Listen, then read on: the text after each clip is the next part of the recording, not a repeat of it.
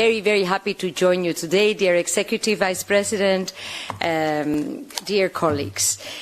I will also be brief and compliment the Executive Vice President's excellent introduction, because I think that as a key partner to the European Commission in the implementation of InvestEU, which is a true success story, and this is the spoiler, that's basically what I wanted to share with you today.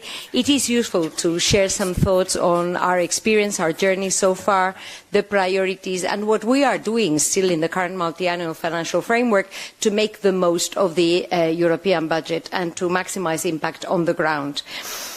As the Vice President said, we are at a charnière, a moment of change. One has the feeling that everything, everywhere, all at once is changing.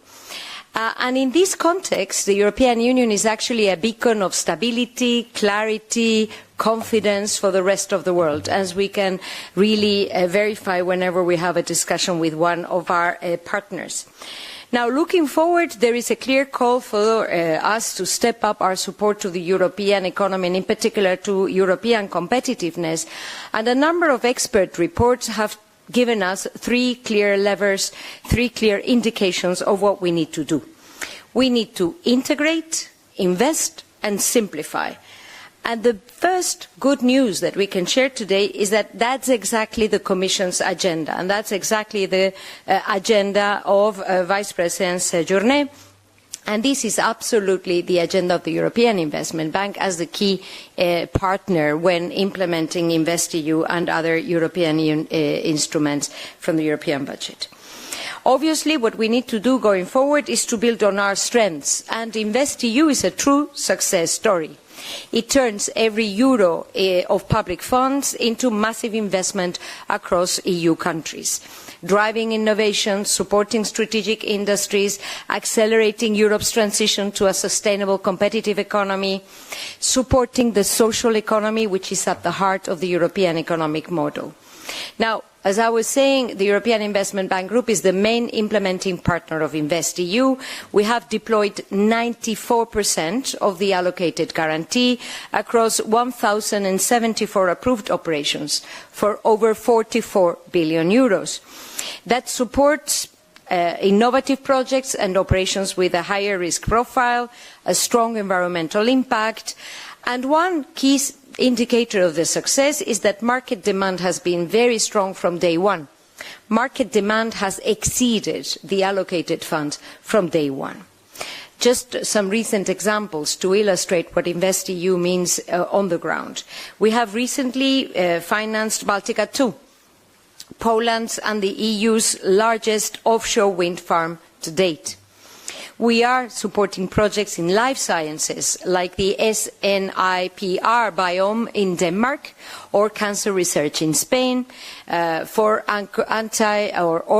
research projects for antimicrobial resistance. Startups in nanosatellites, a company in Germany developing carbon neutral e-fuels, Samotics project in the Netherlands, which uses AI for predictive maintenance. We are financing energy efficient homes and residences throughout the whole EU through the advisory hub. These are clear examples, and I'm really happy that today, this afternoon, through the conference, you're going to be listening to beneficiaries of InvestEU investments that explain the importance of this program on the ground. From the European Investment Bank point of view, we provide portfolio guarantees, equity investments. We are working through investment funds, so we're also supporting Europe's ecosystem of venture capital and investment funds. And beyond financing, already been mentioned by the Executive Vice President, also by me, InvestEU advisory is catalyzing real investment projects on the ground. Now, from day one, InvestEU faced more demand than it could meet. And as already indicated, we're not waiting for the next multi-annual financial framework to try to maximise the leverage of each euro coming from the European budget.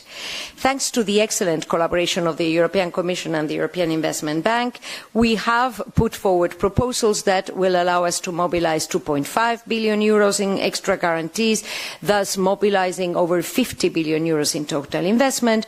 But of course we are now working to go beyond that so that we can liberate existing guarantees which are immobilised, from legacy programmes, also mobilising the reflows, so that we can all in all increase the available guarantees by 6.7 billion euros. Thus, again, allowing us between now and the end of the current multi-annual financial framework to scale up the crowding in of private investment so that we can maximise the impact on the ground without requiring any extra euros from European taxpayers, a consideration that I think, and as ex-Director General for the European budget, a consideration that I think is extremely relevant when we are discussing this. So simplification is not only nice, it's not only good to have, it pays off. It allows us to have more leverage and more impact on the ground. Reducing red tape, reducing the burden for our beneficiaries. Now, I need to tell you, our collaboration with Vice President Sejoane is excellent, with DG GROW is also excellent. Now we're trying to look for champions that also allow us to streamline advisory and our mandate outside the EU.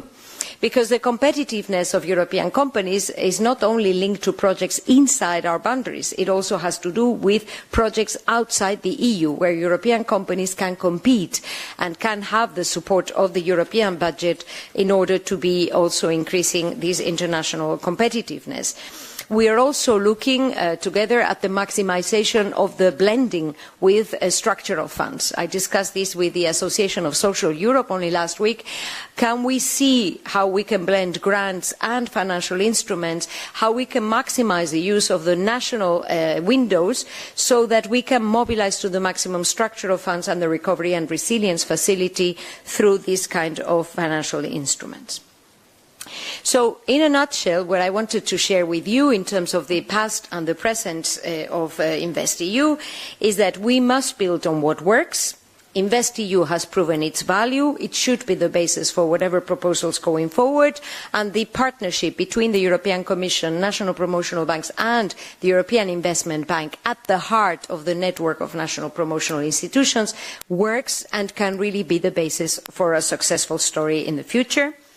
Financial instruments and budgetary guarantees will be more important than ever in the next multi-annual financial framework, and so what we will need is maximum flexibility to try to maximise the leverage and the use of all these instruments. Final word on market integration, because I spoke about two levers, simplification, investment, now market integration. It is very clear that for European companies to be competitive, they have to seize the full power of the internal market, the full power of our union. Our union is our main strength, and companies need to benefit from an internal market of more than 440, close to 450 million citizens. Now, the European Investment Bank is in itself a capital market union instrument. We issue bonds under a European signature. We provide a pan-European platform to channel savings into productive investments.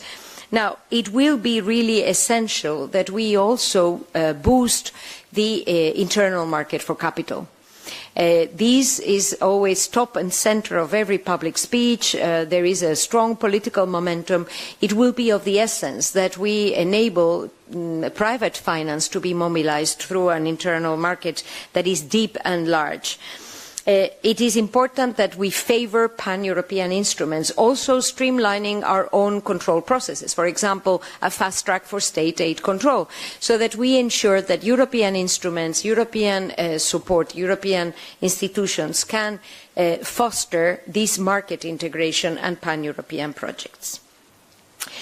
Let me close with this idea, as I started at the beginning. What is the role of Europe in these times of uncertainty and volatility? Well, we are a beacon of trust, confidence and stability. As InvestEU shows, in my view, when we work together, we are unstoppable, really. And Europe is also a beacon of human rights and values.